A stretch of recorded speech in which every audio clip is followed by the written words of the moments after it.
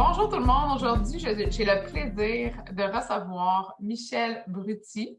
Michel est propriétaire CEO de Clear Sky Management Placement. Donc, vous êtes dans le domaine des placements financiers. Est-ce que vous pouvez un petit peu plus m'expliquer pourquoi vous avez choisi ce nom-là puis qui vous êtes comme entrepreneur derrière cette compagnie?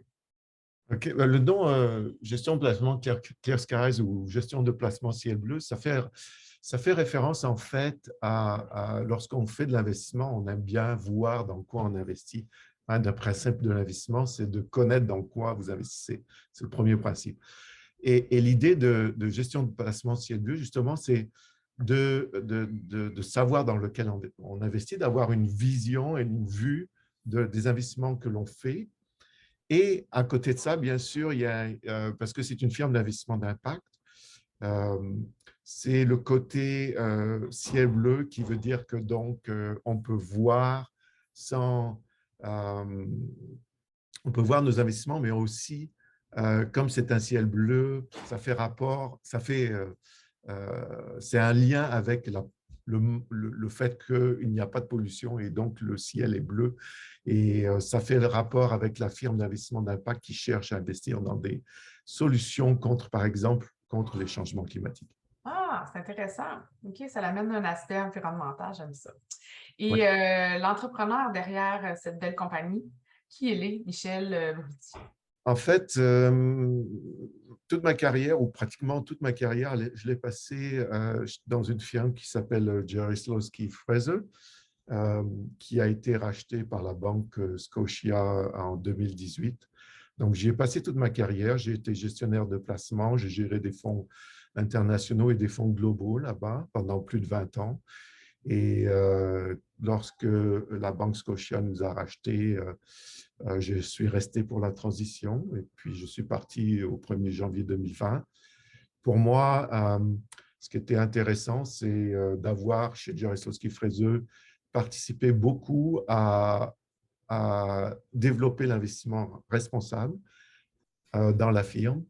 Et pour moi, ce qui était intéressant, c'est en 2020, c'était de continuer la suite de l'investissement responsable, qui est pour moi l'investissement d'impact, donc le ESG 2.0 dans un sens.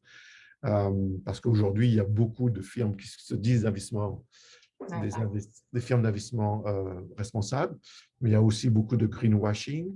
Et l'idée pour moi, c'est d'aller à la phase suivante, qui est l'investissement d'impact. Et donc, je pense que pour régler toutes les grandes problématiques que l'on a dans le monde aujourd'hui, dont les changements climatiques, il faut passer à l'investissement d'impact. Ah, c'est intéressant, par exemple, parce que ça reste que on veut avoir des impacts dans la société, mais quand on investit dans des compagnies d'impact comme ça, je pense que des fois, notre conscience sociale, elle peut même dépasser les petites actions qu'on fait dans notre quotidien, parce qu'on s'en investit dans ces compagnies-là, bien, ça peut encore plus leur donner d'elles, j'imagine, à grandir et prendre de place sur le marché des affaires. Oui, c'est exact. Donc, l'idée, c'est en fait d'investir dans des entreprises, notamment pour ce qui est des changements climatiques, dans des entreprises qui offrent des solutions face aux changements climatiques. Donc, par exemple, des entreprises qui vont travailler sur l'efficacité énergétique, des entreprises qui fabriquent des équipements pour les énergies renouvelables, etc. Très intéressant. J'imagine que la pandémie, elle a eu un impact sur le lancement de votre entreprise parce que vous êtes lancé en 2020. Qu'est-ce que la pandémie vous a amené à faire et que vous faites encore aujourd'hui, post-pandémie, parce que force est d'admettre que ça a fonctionné et que ça a servi à quelque chose? Oui, alors l'entreprise est effectivement née pendant la pandémie. Le projet a démarré en 2020. L'entreprise s'est incorporée en début 2021, en pleine pandémie. Euh, et euh, donc, on a travaillé, c'était très intéressant finalement, puisque mes premiers employés, je les ai rencontrés comme 6 mois après les avoir embauchés Embauché. pour la première fois en personne. Euh, et puis, on a travaillé, donc on a appris à travailler euh, de la maison, de chez soi. Mm. Et ce qui était intéressant, c'est que finalement, on s'est aperçu qu'on pouvait très bien travailler et très bien et puis de façon très efficace en travaillant de chez soi. Et donc ici, maintenant, on a une, euh, une option hybride pour tous les employés. On va être 5, on est 4 et on est en train d'embaucher la 5e personne. Et pour tous les employés, c'est une version hybride, c'est-à-dire que la personne peut venir en personne. On travaille chez WeWork. Euh, et la personne peut décider de travailler de la maison. Donc, c'est vraiment complètement libre à la personne de choisir, bien sûr, en fonction des espaces libres qui sont disponibles chez WeWork. Est-ce que vous trouvez que l'efficacité opérationnelle, par exemple, avant, il fallait que vous vous dépassiez pour rencontrer des clients. Là, vous pouvez le faire en Zoom. Est-ce que vous trouvez que vous pouvez voir plus de clients dans une journée? Est-ce que votre efficacité opérationnelle a été améliorée à cause de la pandémie? Justement, Oui, de ces loin. rencontres en Zoom-là qui sont plus permis maintenant? De loin, de loin, de loin. Ça, c'est très clair. On peut voir on peut avoir définitivement plus de réunions, mais aussi que ce soit avec des clients, mais que ce soit aussi avec des entreprises dans lesquelles on veut investir ou des fonds que l'on regarde. Donc, très clairement, il n'y a plus ce besoin avant. Lorsqu'on regardait une entreprise, il fallait à tout prix aller la visiter pour savoir quelle en était avec l'équipe de management. Aujourd'hui, on peut assister à des entrevues en ligne. Et puis, de plus, on peut même assister à des entrevues qui ont eu lieu le jour d'avant. Ah, Donc, c'est ça. ça nous permet d'avoir un emploi plus flexible, Mm. un agenda plus flexible à ce niveau-là. Tout à fait, je suis bien d'accord. Euh, Quand vous avez décidé de vous lancer, parce que vous étiez dans une grosse organisation avec une banque, oui, il y a un changement de culture, j'imagine, quand votre compagnie a été rachetée, puis vous avez embarqué dans Scotiabank. Est-ce que il y a eu une motivation, il y a eu un déclic qui a fait que vous avez dit, OK, là, je me lance en affaires, puis ce serait quoi votre motivation, pardon, qui vous a permis de vous lancer? En fait, c'est l'histoire de l'investissement responsable. Pour moi, ça a toujours été qu'on devrait faire de plus en plus des investissements qui soient des investissements responsables, dans un sens que les entreprises qui existent aujourd'hui, euh, qu'elles soient publiques ou privées, elles ont en fait une licence pour opérer. On leur donne une licence pour opérer. Donc, elles ont une certaine responsabilité sociale et environnementale face à cette licence qu'elles ont d'opérer. Et malheureusement, très souvent, ce qui s'est passé, c'est que pour l'investisseur, on regardait seulement le fait que l'entreprise travaillait pour les actionnaires et cherchait à avoir un rendement maximal pour les actionnaires sans regarder ce côté de responsabilité environnementale et sociale. Alors, de plus en plus aujourd'hui, les investisseurs regardent aussi ce côté-là de responsabilité environnementale et sociale. L'investissement responsable regarde principalement dans un seul sens.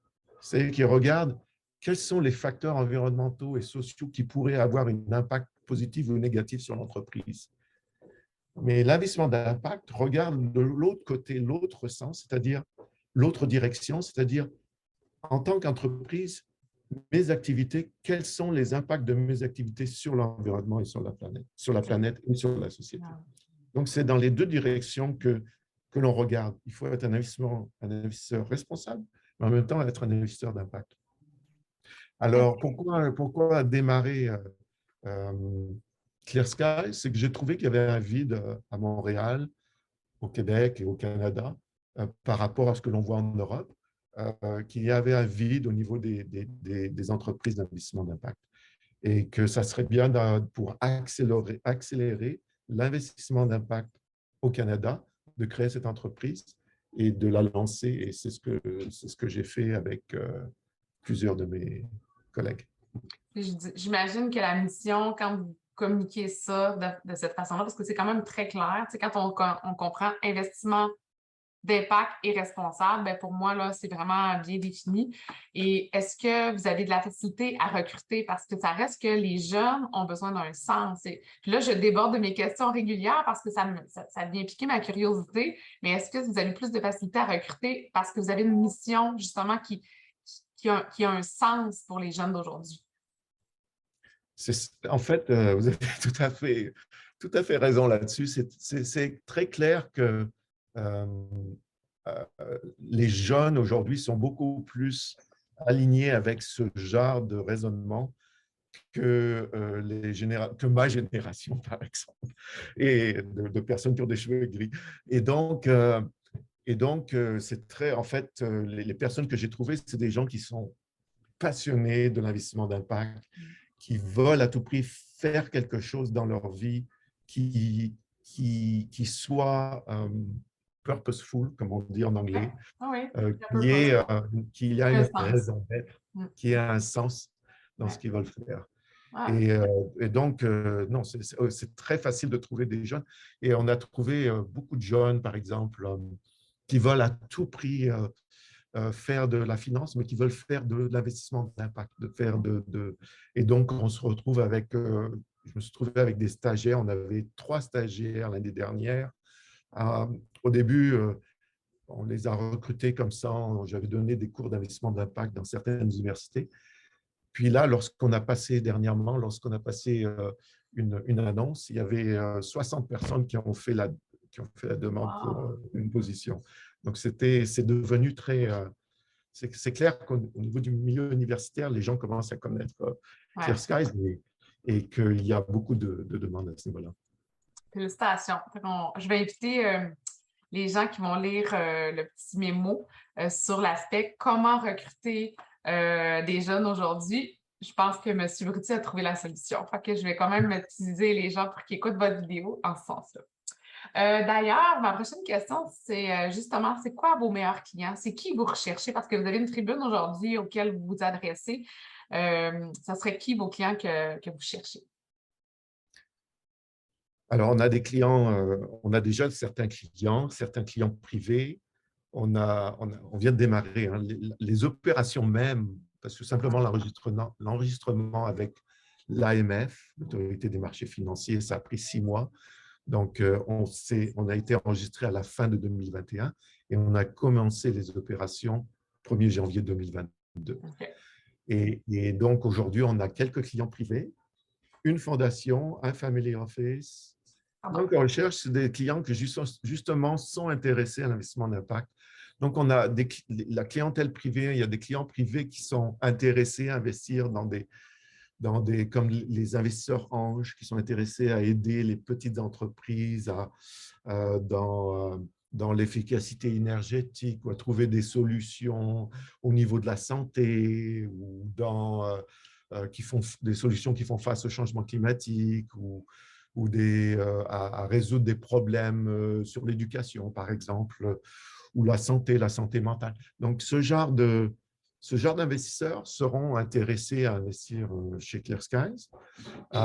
Les autres, ce sont les fondations qui de plus en plus sont intéressés à l'investissement d'impact. Et puis les family office. Parfait. Les fonds de pension, ça sera plus tard parce que les fonds de pension, en général, il y a besoin de montrer entre guillemets, un track record, là, un historique de 3 ans de performance. OK. Donc, en général, ça sera un peu plus tard. Comment vous choisissez les compagnies pour les investissements après? Parce que là, vous avez vos clients qui viennent investir avec vous en gestion privée. Comment vous choisissez Les les entreprises? compagnies dans lesquelles vous investissez? Ouais. Alors, dans nos fonds, nous avons la plupart, ce sont des entreprises publiques. Il y a quelques entreprises privées. Mais pour ce qui est des entreprises publiques, on a créé, d'abord, on regarde l'impact de cette entreprise. Donc, pour ça, on a créé des outils, notamment un outil qu'on appelle le radar d'impact de Clear Skies, qui nous permet d'évaluer les impacts d'une entreprise, que ce soit sur la planète ou sur la société. Et c'est à travers cet outil d'impact que l'on fait une sorte de filtrage pour pouvoir aller sélectionner les candidats.